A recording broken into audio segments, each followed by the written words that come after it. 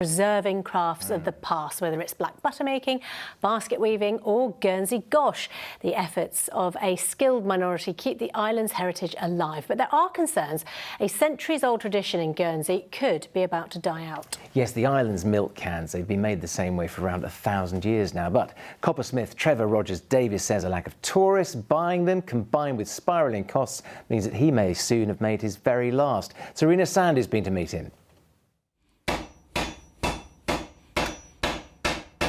Handmade with precision. Even the tools have a rich history.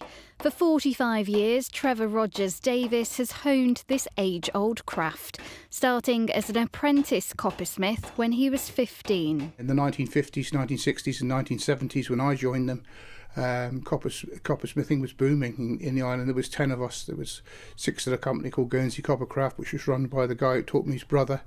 And there was 4 at our place, Martin's Copper Shop, where I first started in 1978. When I first started, my trade was 100% tourism, whereas now I think it's probably only a third tourism. Trevor's one of the last coppersmiths in the world, creating Guernsey milk cans in this traditional way. There's 17 different sizes of a Guernsey milk can, from half pint to 5 gallon. The bigger sizes are known as pots. The popular milking size can was the 6-pot can. It was the 3-gallon can. That was the size for milking into. And then the 2, 3 and 4-pot cans were delivery cans. They come up the garden path with the Guernsey milk can, and then they pour it into your own little can you'd have on the table. And also, what you have to remember, in 1952, refrigerators were just starting. There was no refrigerators. Milk was delivered fresh from the cow every day.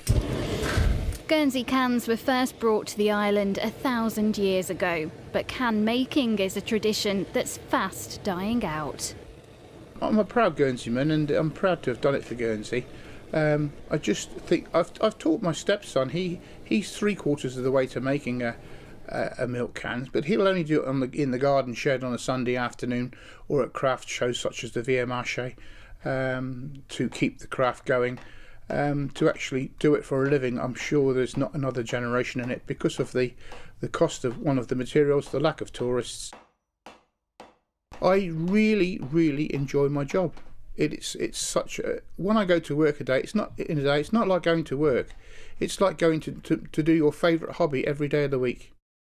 Trevor's set to retire in 5 years' time, but hopes the legacy of his craftsmanship will endure. Serena Sandu, ITV News.